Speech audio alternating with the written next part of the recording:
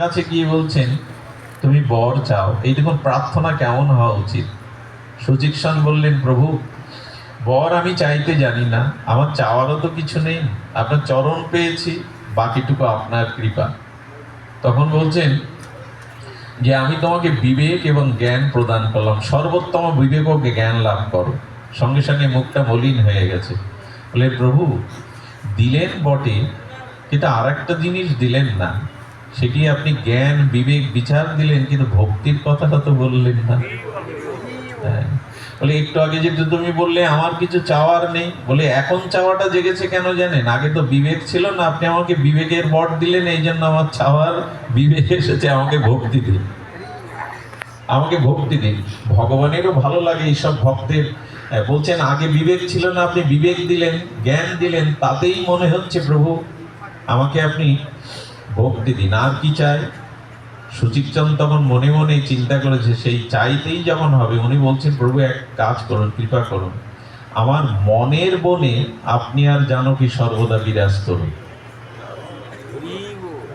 প্রভু রামচন্দ্রের ভগবান সরল ভক্তকে পেলে খুব আনন্দ হয়। ভগবান মনে করছেন আমি এখন বনবাসে লীলায় আছি, তো এই জন্য মনের বনে আমায় চাইছে। 11,000 বছর রাজত্ব করব, তখন তো ভবনে থাকবো, তখন কি হবে? তখন বলছে প্রভু প্রভু আপনি ভবনে থাকুন আর যাই থাকুন, আমার মনোকাননে আপনি থাকবেন। তবে হ্যাঁ, 11 বছর আপনি ভবনে থাকবেন, বলে তখন কি করবে? রামচন্দ্র মনে মনে ভাবছেন। তখন বলছে প্রভু আর একটা প্রার্থনা, আর একটা নিবেদন। প্রভু আকাশে যেমন চন্দ্রতত্ত্ব সর্বদাই থাকে, আকাশে চাঁদ যেমন সর্বদাই থাকে, তেমনি আমার হৃদয় আকাশে সীতামার আপনি চিরদিন থাকবেন, এই বর দিন। বলছে তোমার চাওয়ার সংখ্যা তো বেড়ে যাচ্ছে সুচিক্ষণ, আগে তো চাইছিলেন, এখন তো চাওয়ার সংখ্যা বেড়ে যাচ্ছে। বলে আরেকটি চাওয়া আছে, এটা অদ্ভুত চাওয়া, একটু অদ্ভুত প্রার্থনা। এটা অদ্ভুত প্রার্থনা এই জন্য বলছি, যেটা চেয়েছিলেন সুচিক্ষণ বলছেন প্রভু জীবনে কখনো কেউ আপনার কাছে এটা চায়নি, আজ আমি সেটাই চাইছি, কৃপা করে আমাকে অর্পণ করুন। কি চাইছো? দেখুন আমরা ভগবানকে যা অর্পণ করি তারই সৃষ্টি বস্তুই আমরা তাকে দেই। সেটা আপনি ফুল ফল জগতের যত উপাচার যা কিছু, তারই সৃষ্টির সকল কিছু। কিন্তু একটি জিনিস সুচিক্ষণ চাইল, সেটা বড় বলেন প্রভু যেটা কাউকে কখনো দেননি সেটাই আমাকে দিন, যেটা কেউ কোনোদিন চাইনি আপনার কাছে সেটাই আমি চাইছি, আর যাকে আপনি কখনো এটা দেননি সেইটা দিন। কি চাই তোমার? বলেন প্রভু আমাকে অহংকার দিন। এই বর কেউ চাই কি? বলে সুচিক্ষণ অহংকার চাইছে। বললো হ্যাঁ প্রভু অহংকার চাইছি, এই আমি তোমার দাস, এই অহংকার যেন আমার চিরদিন থাকে, আমি রাম দাস। এই অভিমান এই অহংকার আমাকে দাও, আমি তোমার দাস হয়ে যেন চিরদিন থাকতে পারি। প্রার্থনার কি বিচিত্রতা! প্রভু কৃপা করো আমি যেন চিরদিন তোমার দাস হতে পারি। আমাদের ভাগবতের প্রার্থনা আরো উন্নত করেছেন, এখানে একটু স্মরণ করিয়ে দিই। এই প্রার্থনা আপনার হৃদয়ে যদি পর্যবেসিত হয়, তবে ভগবানের কাছে কি প্রার্থনা করতে হয় সেটা আমরা এখান থেকে জানতে পারবো। সেটা বেত্রাসুরের প্রার্থনা, ভাগবত জগতে উজ্জ্বল হয়ে আছে। আমার সামনে যারা আছেন, যাদের একটু এই ভাগবত রাজ্যে যতটুকু পরিচয়, আমার তো ভয় হচ্ছে, কণ্ঠরুদ্ধ হচ্ছে, সবাই এখানে ভাগবত প্রেমিক, ভাগবত আচার্য, তারা সকলেই অনুভূতি সম্পন্ন। তবু ভগবানের মহিমা নবনবয়ন মান, চিরচিরন্তন অনাদিকালের এই রস, এই রস কখনো নিরস হয় না। আস্বাদিত তৃষ্ণা বাড়ে, তৃষ্ণা কমে না, তৃষ্ণা বাড়ে নিরন্তর। আমরা আসুন সেই প্রার্থনাটা শুনি। অদ্ভুত প্রার্থনা করেছিলেন বেত্রাসুর। যদিও পার্বতীর শাপ নিতে হয়েছিল, তিনি বেত্রাসুর নামে খ্যাত হয়েছিলেন, কিন্তু তার ভেতরে পূর্বের ভক্তি নষ্ট হয়নি। ভজন ভক্তি এমন এক মহিমা, এটা যদি দেহ বদলায়, ঘর বদলায়, যে লোকেই যায়, যেখানেই যায়, ভক্তি নষ্ট হয় না, ভজন কখনো নষ্ট হয় না। বেত্রাসুরের ইন্দ্রের বর্জ্যের সামনে দাঁড়িয়ে মৃত্যুকে সম্মুখে দেখে তিনি জীবনেশ্বরকে, প্রাণেশ্বরকে দেখছেন আর প্রার্থনা করেছিলেন। প্রার্থনা করছেন, অহং হরেও তব পাদমূলং দাসানুদাস ভবিতাস্মি ভুয়ো মন সরিত সুবেতা গুণান্ধাংশে গৃহীত বাক কর্ম করত কায়। কি অদ্ভুত প্রার্থনা করেছেন উনি। বলছেন, বৃত্তাসুর, হে প্রভু, তুমি আমার প্রতি কৃপা করো, আমি যেন দেহান্তরে আবার তোমার চরণাশ্রিত অনন্য ভক্তগণের সেবক এবং জন্ম লাভ করতে পারি। ভগবানকে চাওয়ার থেকে তিনি জন্ম জন্মান্তরের যেখানেই আসুক ভক্ত সঙ্গ চাইছেন, ভক্ত সঙ্গ চাইছেন। এবং আরো বলেছেন, ন নাকপৃষ্টং ন চ পরমেষ্টং না সার্বভৌমং না রসাধিপট্টম ন যোগ সিদ্ধির পুনঃভবং না সামঞ্জস্যতা বিরহস্য কাঙ্কে। আহা, এই প্রার্থনা ভগবতী বিরল হয়ে আছে। বেত্রাসুরের প্রার্থনা যাতে সন্নিবিষ্ট আছে তাকেই ভাগবত বলেছেন। ভাগবতের মহিমা সেটাই বর্ণনা করা হয়েছে। হে সৌভাগ্য নিধে, ভগবানকে বলছেন, হে সৌভাগ্য নিধে, আমি তোমাকে ছেড়ে স্বর্গলোক, ব্রহ্মপদ, পৃথিবীর অধিপত্য, রসাতলের প্রভুত্ব, যোগলভ্য, অনিমা, লঘিমা কোনো গুণই চাই না, মোক্ষও চাই না। শুধু তোমার ভক্ত চরণ বলে বাস করতে চাই, তোমার গুণগাথা শ্রবণ করতে চাই। গোবিন্দের আনন্দ হচ্ছে, ভগবানের আনন্দ হচ্ছে এই প্রার্থনা শুনে। তিনি বলছেন, আর কিভাবে চাও, আর কিভাবে তুমি আমায় ভজন করতে চাও বেত্রাসুর? বলেছিলেন সেই বিখ্যাত শ্লোকটি, অজাত প্রক্ষৈব মাতরং খগা। আহা, প্রভু কিভাবে ভজন করতে চাই জানো? শোনো তবে। পাখির ডিম থেকে তা দিয়ে দিয়ে মা পাখিটি কেবল ডিম থেকে শাবকগুলো সদ্য প্রস্ফুটিত হয়েছে, আর মা ওই শাবকের জন্য খাদ্য অন্বেষণে বাইরে উড়ে গেছে বাসা থেকে। ওই পাখিটার চোখ অস্পষ্ট, পাখা এখনো মেলেনি। ও কি করছে জানেন? সদ্য ডিম থেকে শাবকটা প্রস্ফুটিত হওয়ার পরে ও চি চি করে কাতর হয়ে ডাকছে, হে গোবিন্দ, ওই পাখিটার মতো আমিও যেন অমনি করে তোমায় ডাকতে পারি, তোমার ভজন করতে পারি। ওই যে পাখিটা অস্পষ্ট, তার চক্ষু, পাখা মেলেনি, আর চোখ বন্ধ করে চি চি চি করে যেমন তার মাকে ডাকে, আমি যেন অমনি করে তোমায় ডাকতে পারি। কি অদ্ভুত প্রার্থনা! অজাতপক্ষৈব মাতরং, মায়ের জন্য সে যেমন চিচি করে ডাকে, সঙ্গে সঙ্গে বলছেন, আর কিভাবে, আর কিভাবে তুমি আমাকে ভজন করতে চাও? খগা স্তন্য যত ভক্ত বৎসতরা। বললেন, আগেরটা যে পাখিটা চিচি করে ডাকছে ওই শাবকটি পাখি মাকে, তার মধ্যে দুটি কারণ নিহিত। এক, সে মাকেও চাইছে, আর ওর জঠরে ক্ষুধার কারণে ক্ষুধারও চাইছে। ভগবানকে চাওয়ার সাথে সাথে অন্য কিছু চাওয়াটা তো যথার্থ প্রেম নয়, শুদ্ধ ভক্তি নয়। তখন বলছে, প্রভু আগের চাওয়াটা যেন ভুল হলো, এবার প্রার্থনা করছে তোমাকে কিভাবে ডাকতে চাই না, বলেন খগা স্তন্নং যথা বৎস তরা। আহা, সকালবেলা রাখাল এসে না বাছুরটাকে, দুগ্ধ বৎসল বাছুরটাকে বেঁধে রেখে মা গাভীটাকে নিয়ে যায়। আপনারা লক্ষ্য করবেন,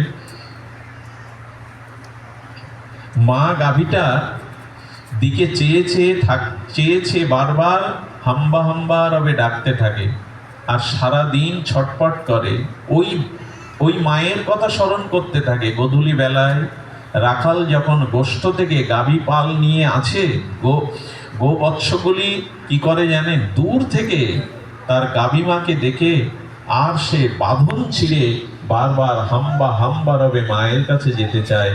প্রভু ওই বৎসের মতো, ক্ষুধাতুর বৎসের মতো তার গাভী মায়ের কাছে যাওয়ার জন্য সে হাম্বা হাম্বা রবে যেভাবে ব্যাকুল হয়, আমিও তোমার চরণে এইভাবে যেতে চাই, তোমাকে অগ্নি করেই ভজন করতে চাই।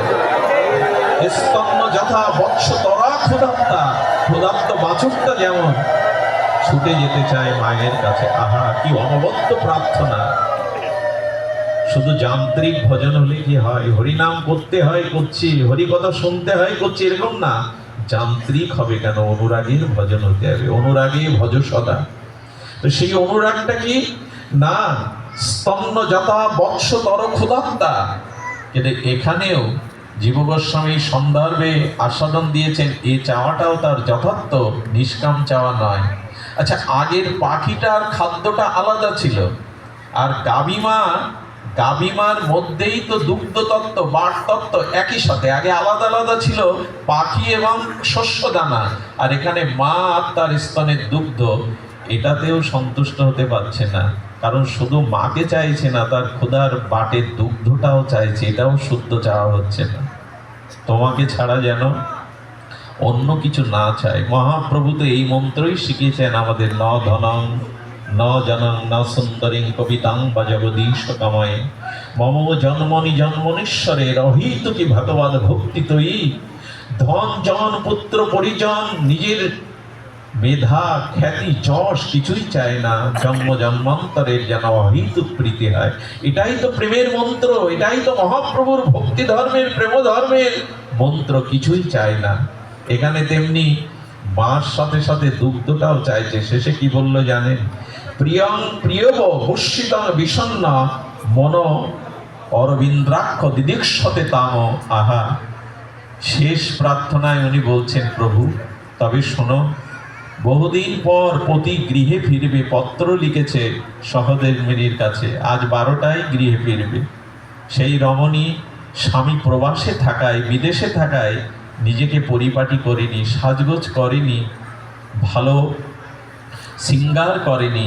আজ পতিদেবতা ফিরবে বলে তিনি সুন্দর করে পরিপাটি করে নিজেকে সিঙ্গার করেছেন। তার মনোমতো আস্বাদ্য খাদ্য রন্ধন করে সতৃষ্ণ চাতক সময়ে তৃষ্ণার্ত হয়ে পথের দিকে বারবার ছুটে ছুটে আসছে। ওই বুঝি তার পদধ্বনি শোনা গেল, ওই বুঝি আসছে। প্রভু প্রিয় যেমন প্রিয়ার জন্য, প্রিয়া যেমন প্রিয়ের জন্য সোনাদানা টাকা আনবে বলে প্রতীক্ষা করছে না, কতদিন পরে প্রিয় ঘরে ফিরবে, কতদিন পরে প্রিয়কে সেবা করব, এই মানুষের সতৃষ্ণ চাতক সময় যেমন পথের দিকে চেয়ে থাকে, আমি সারাটি জীবন যেন তোমার পানে অমনি করে চেয়ে থাকতে পারি। সারাটি জীবন যেন তোমার পানে আমি এমনি করে মন অরবিন্দ্রাক্ষ দিদিক্ষতে তাম, আমি যেন এমনি করেই দৃষ্টি দিতে পারি। কি অমিয়, কি প্রাঞ্জল মনোগ্রাহী প্রার্থনা, তোমার দিকে যেন চেয়ে থাকতে পারি, তোমার দিকেই যেন দৃষ্টি থাকে। এই জন্য আমাদের উচিত হবে এই প্রার্থনা, এই নিবেদন, যাতে আমাদের ভগবানের প্রতি জন্য প্রার্থনাটাও যদি না করি না, কারোর সাথে বিরোধ করতে যাবেন না। পরিবারে কেউ যদি কৃষ্ণ বিমুখ হয়, এখানে প্রার্থনা করবেন। আর আমাদের প্রার্থনা পথ অনেক সমৃদ্ধ, অনেক সমৃদ্ধ। ঠাকুর মশাইয়ের প্রার্থনা পথ আমাদের এই জগতে অনেক সমৃদ্ধশালী করেছে এই যুগল ভজনে, মহাপ্রভুর নাম প্রেম ধর্মে।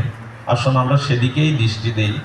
মম উত্তম শ্লোকা জনেষু সক্কং সংসার চক্রে ভ্রমত সকর্মভি। আহা, এ কথা আরো মধুময়। প্রভু কি বলেছেন এখানে দেখুন, আমি যে জনিতেই জন্ম নেব সেই সব জায়গায় পূর্ণ কীর্তি তোমার ভক্ত জনের প্রতি যেন আমার আসক্তি থাকে। প্রভু আমাকে যে কুলেই জন্ম দাও, সে অসুর কুলে হোক, যে স্থানেই দাও, তোমার প্রিয় ভক্তের প্রতি যেন আমার আসক্তি থাকে। প্রভু বারবার ভক্ত প্রার্থনা চাইছে।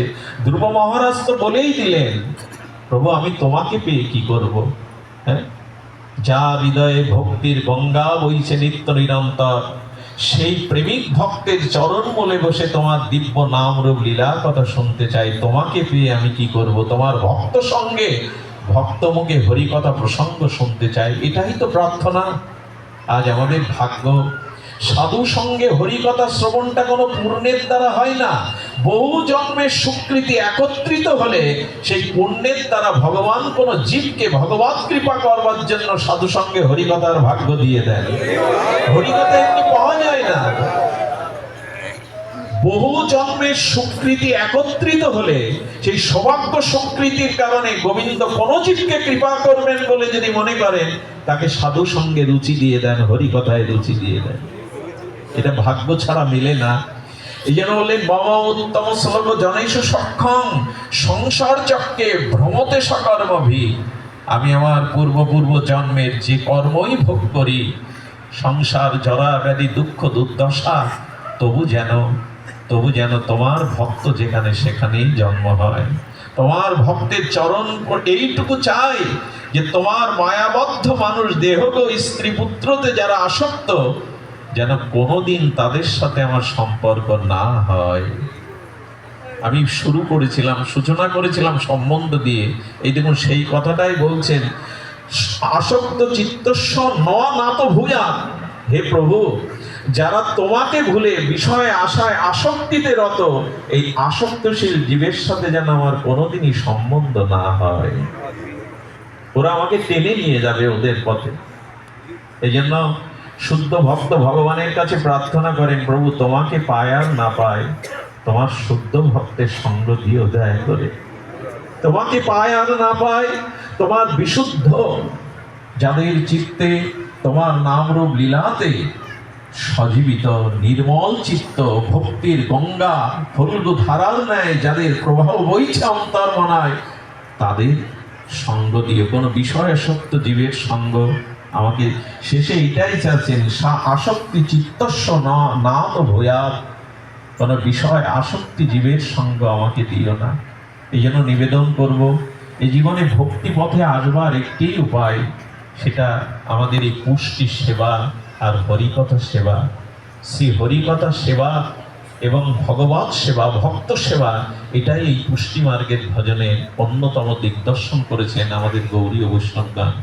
তবে আপনাদের এই এলাকা মহাপ্রভুর পরিকরগণের, মহাপ্রভু ভক্তগণের কৃপা স্থলী এটি। আপনাদের মাঝে হরিকথার যে ব্যাকুলতা, যে উৎকণ্ঠা, এটি সবখানে পাওয়া যায় না। আমার নিজের পরিবার যদি জানতেন, তাহলে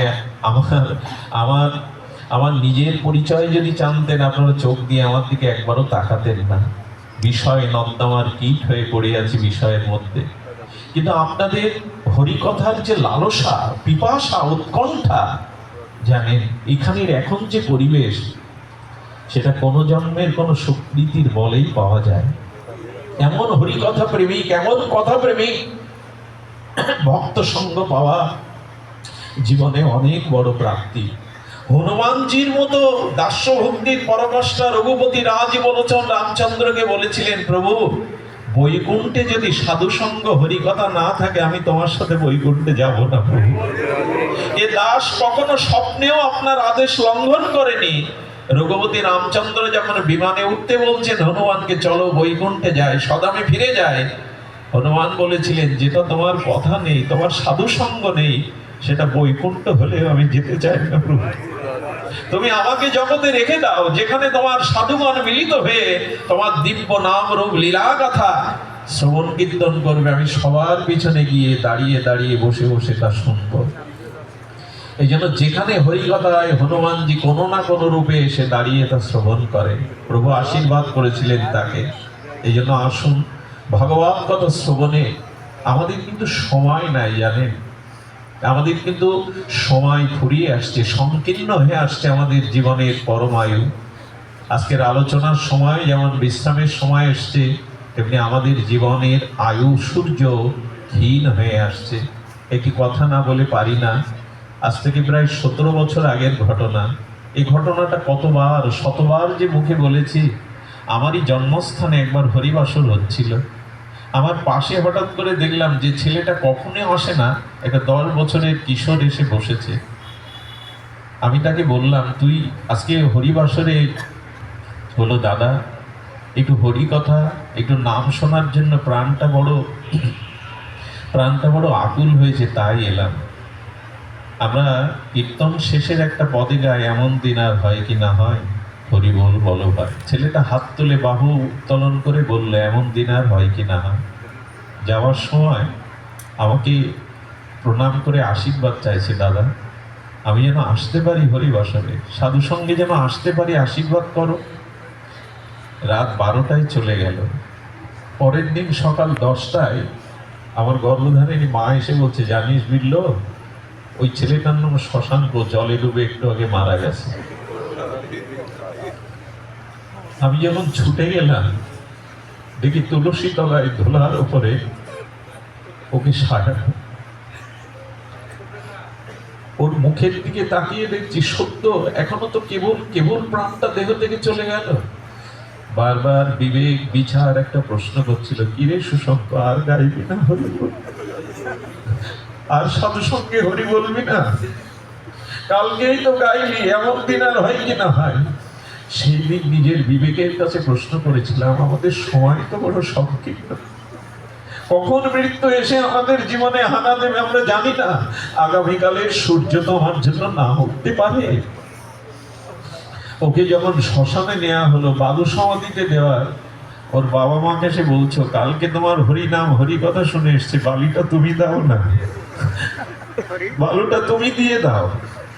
সংকীর্তন করতে করতে বালু দিতে দিতে চোখের জলে ওর মুখের দিকে আজও মনে পড়ে সেই চোখ মুখটা। শশাঙ্ক, আমাকেও এটা জানিয়ে যা, আমাকে এই জ্ঞানটা দিয়ে যা, আমাদেরও কারো হাতে সময় নেই। একবার এই জন্ম হারিয়ে বসলে, আচ্ছা শুকর কুকুর গুলো চিৎকার করে, হরি বলতে তো পারে না। দেখবেন সন্ধ্যার সংকট ধ্বনি হলে, হরি নামের নগর কীর্তন বেরোলে, অনেক কুকুর গুলো চিৎকার করে বলতে চায়, বলতে পারে না। একমাত্র হরি বলবার জন্য এই মনুষ্য জন্মটা ভগবান দিয়েছে।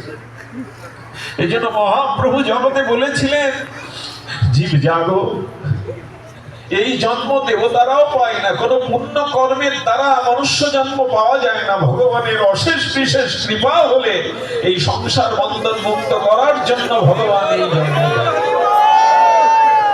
এই জন্য হরি কথা, হরি নামে আমাদের সময় বেশি নাই, সময় একদমই বেশি নাই। তাই আসুন আমরা হরি কথা প্রবণ হয়। বাবা বলে দিল, বাবা মায়ের প্রতি সন্তানের দায়িত্ববোধ, এই বিষয় তো কিছু বলার নেই বাবা। ভগবান শ্রীকৃষ্ণ, রামচন্দ্র ভগবান, এমনকি আমাদের গৌর হরিও, তিনি মাতার আদেশ, পিতামাতার আদেশ কখনো লঙ্ঘন করেনি। নিমাই বলেছিল, মা কেঁদো না, তুমি যদি বলো আমি সন্ন্যাস ত্যাগ করে গৃহে ফিরে আসি। সচিমা বলেছিল, ওই বিশ্বজননী নারে নিমাই, আজ যদি সন্ন্যাস ছেড়ে তুই গৃহে ফিরে আসিস, সন্ন্যাস ধর্ম কলঙ্কিত হবে, যা বাবা। তবে ব্রজে না গিয়ে ভজনটা লীলাচলে করিস, আমি যাতে তোর খবর নিতে পারি। প্রতি বছর গৌরীয়গণ যখন লীলাচলে যেত, মহাপ্রভু প্রসাদী কাপড় জগন্নাথের আর প্রসাদ দিয়ে বলতো, আমার মাকে বলো নিমাইকে যেন ক্ষমা করে, আমি মায়ের সেবা করতে পারলাম না। এই জন্য পিতামাতার প্রতি কর্তব্য আমাদের প্রথম ধর্মের অঙ্গ। লোকনাথ বাবা এই কথাই বলেছিলেন যে, ক্ষুদ্রকে ভালোবাসতে পারে না, সে বৃহৎ ভার কি করে বইবে। যে পিতাকে ভালোবাসতে পারে না, সে পরম পিতাকে কি করে ভালোবাসবে গো। এই জন্য এই আবেদনটা এখানে শুনেছি। জগন্নাথ মন্দির, শিব মন্দিরের কাজ অনেক অংশে বাকি আছে। সহৃদয়গণ আপনারা সুদৃষ্টি দিবেন। আপনাদের সকলের কাছে একটা ভিক্ষা চেয়ে পাঠ বিশ্রাম করি। বড় অভাজন আমি, একেবারে মূর্খ, বিষয়ে অধম জীব।